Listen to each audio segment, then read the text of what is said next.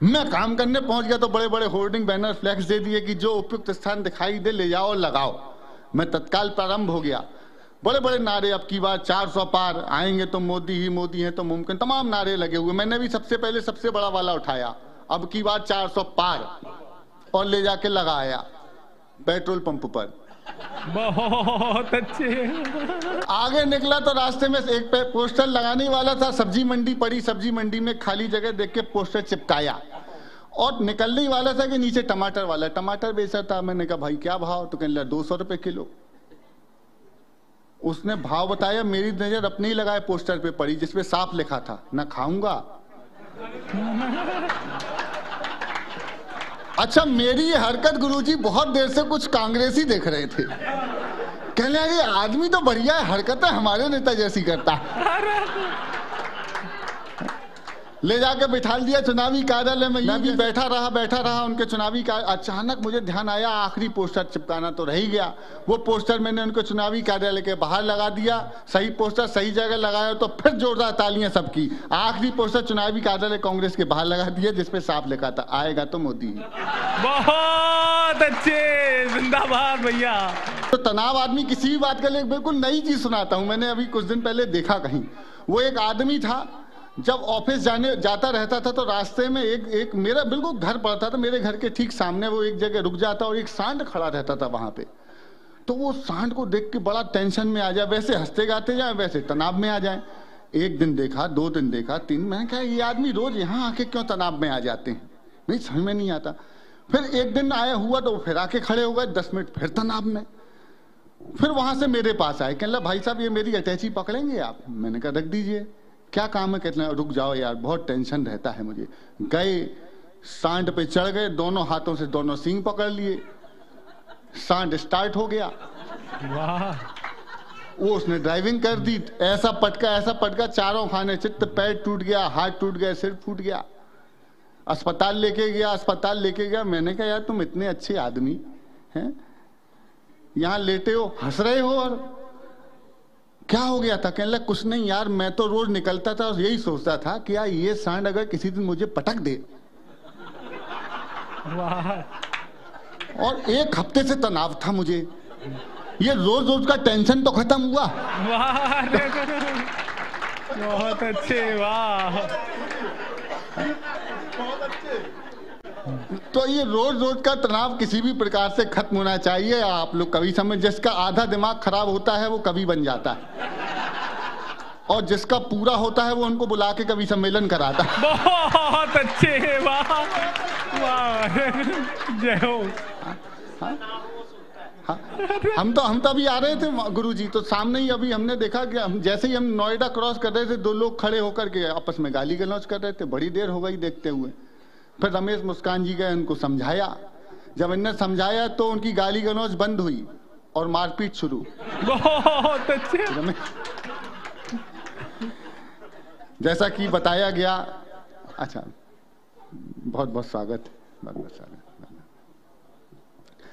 जैसा कि बताया गया, हम किसी भी पार्टी के लोग नहीं हैं। बहुत अच्छे। मैं नहीं, हकीकत है, लेकिन एक्सीडेंटली हम लोगों के संग हो जाता है। आपदा में अवसर तलाशने वाले बहुत से लोग हैं। अभी पिछले दिनों प्रदीप भाई साहब, मैं एक रेल यात्रा कर रहा था। रेल यात्रा लंबी थी तो वॉशरूम जाने का सौभाग्य मिला। भारतीय रेल में वॉशरूम जाना बड़ा सौभाग्य का विषय, अद्भुत काम है। गया तो वॉशरूम की दीवार पर एक टेलीफोन नंबर लिखा हुआ था, 94243 फला फला फला, और नीचे लिखा होता पूजा। मैं हाथ से तलाशने वाला आदमी, मैंने आपदा को अवसर में वहां तब्दील किया, टेलीफोन नंबर वहीं से डायल किया। घंटी गई, फोन उठा और बातचीत शुरू हुई। हेलो, पूजा बोल रही हो? तो जो जवाब आया, मैं दावा करता हूं इस सदन में अगर किसी व्यक्ति ने ऐसा अद्भुत जवाब नहीं सुना होगा, और अगर नहीं सुना हो तो फिर एक बार सारे सदन की तालियां मुझे प्रारंभ कीजिएगा। घंटी गई, फोन उठा, बातचीत शुरू। हेलो, पूजा बोल रही हो? तो वहां से जवाब आया, भारतीय जनता पार्टी की सदस्यता लेने के लिए धन्यवाद। बहुत अच्छे, वाह भैया, जिंदाबाद।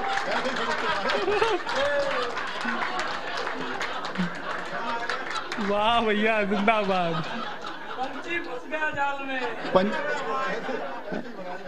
मैं गया था आपदा में, अफसर तलाश ने, वो पहले ही कर चुका था काम। तो अच्छा 6 महीने भी ढंग से नहीं बीते।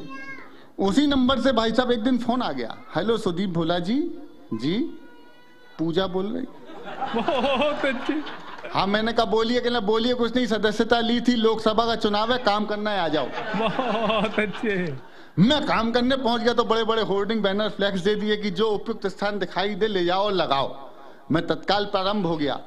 बड़े बड़े नारे, अब की बार 400 पार, आएंगे तो मोदी ही मोदी है तो मुमकिन, तमाम नारे लगे हुए। मैंने भी सबसे पहले सबसे बड़ा वाला उठाया, अब की बार 400 पार, और ले जाके लगाया पेट्रोल पंप पर। बहुत अच्छे। वाह, जिंदाबाद।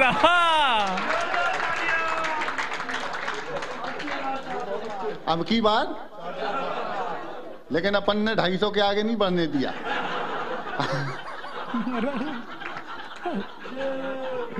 अब आप समझ गए होंगे 400 क्यों नहीं है। आगे निकला तो रास्ते में एक पोस्टर लगाने वाला था, सब्जी मंडी पड़ी, सब्जी मंडी में खाली जगह देख के पोस्टर चिपकाया, और निकलने ही वाला था कि नीचे टमाटर वाला, टमाटर बेचा था। मैंने कहा भाई क्या भाव? तो कहने लगा 200 रुपए किलो। उसने भाव बताया, मेरी नजर अपने ही लगाए पोस्टर पे पड़ी जिसपे साफ लिखा था, ना खाऊंगा। अच्छा, मेरी ये हरकत गुरुजी बहुत देर से कुछ कांग्रेसी देख रहे थे, कहने लगे आदमी तो बढ़िया है, हरकतें हमारे नेता जैसी करता। ले जाके बिठा दिया चुनावी कार्यालय में, यूं जैसे रमेश भैया बैठे हैं। मैं भी बैठा रहा उनके चुनावी का। अचानक मुझे ध्यान आया, आखिरी पोस्टर चिपकाना तो रह ही गया। वो पोस्टर मैंने उनके चुनावी कार्यालय के बाहर लगा दिया। सही पोस्टर सही जगह लगाया तो फिर जोरदार तालियां सबकी। आखिरी पोस्टर चुनावी कार्यालय कांग्रेस के बाहर लगा दिया जिसपे साफ लिखा था, आएगा तो मोदी। बहुत अच्छे, जिंदाबाद भैया। वाह। आप कहें तो मैं फिल्मी धुनों पर कुछ पैरोडीज लिखता हूं, और गीत भी। एक दो पैरोडियां सुना देता हूं आपको, चुनाव परिणाम बिल्कुल वर्तमान परिप्रेक्ष्य की। और अगर आप लोग इजाजत देंगे तो एक आध केजरीवाल जी को भी समर्पित कर दूंगा। लेकिन शुरू करते हैं। जो चुनाव परिणाम आया गुरुजी, जो आपने बताया, मैंने बताया ना, और ये पैरोडी सिद्ध करेगी कि कभी किसी पार्टी का नहीं होता। अब सुनिएगा, और आप लोगों को मेरे साथ गाना है, कथा हो रही है और हमारी बहनें भी बैठी हैं, तो महिला संगीत का भी आनंद आएगा साथ साथ। सुनिएगा कि फिर मोदी सरकार है।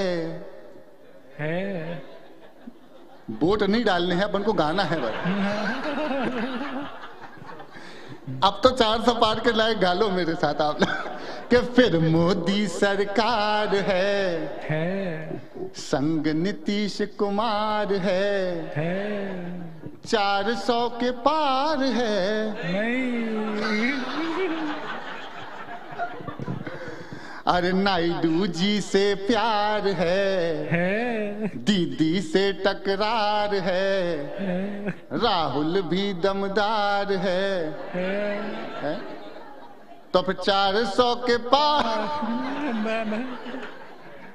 ये बहुत देर तक आनंद देने वाली पैरोडी, लेकिन जो गठबंधन बना तो मैंने राहुल जी से शुरू में कह दिया था, और ये बात सिद्ध होगी और हुई, बार बार सिद्ध होती है कि एक गठबंधन सिर्फ अवसरवादियों का है। अपने तरीके से कहता हूं गठबंधन का, सुनिएगा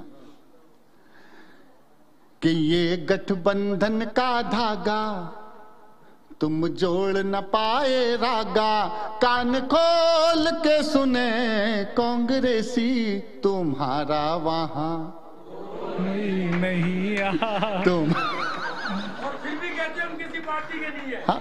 अरे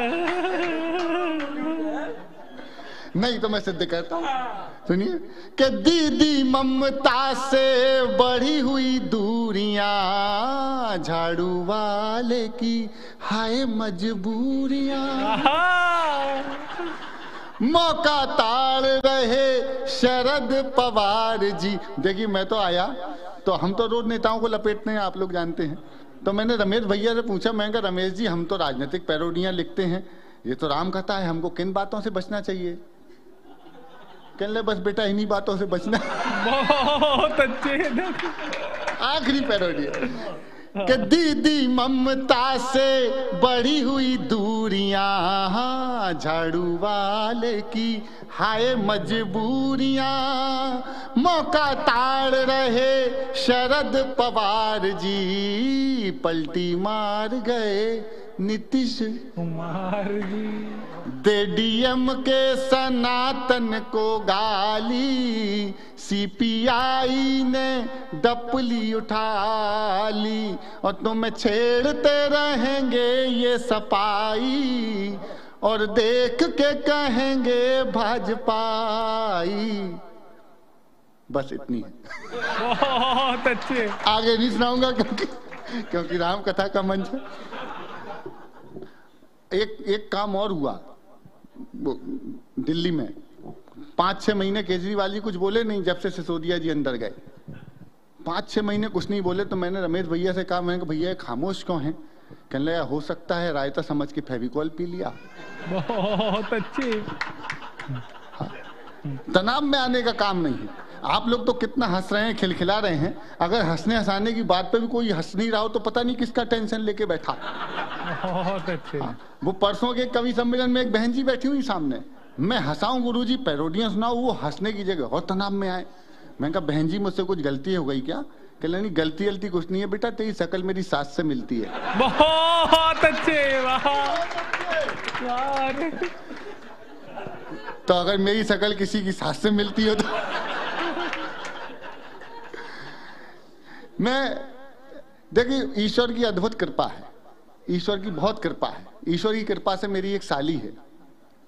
बहुत अच्छी। हाँ, हंसने की बात क्या, कृपा नहीं जी, ईश्वर में ससुर जी का नाम है। बहुत अच्छी।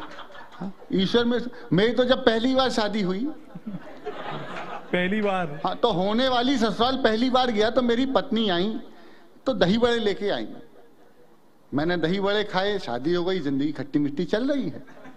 शादी के बाद पहली बार ससुराल गया तो पहली बार साली को देखा, साली रसमलाई लेके आई। तो बहन जी मैं अपनी सास से बहुत लड़ा। मैंने कहा हे सासू मैया, जब घर में रसमलाई थी। बहुत अच्छे।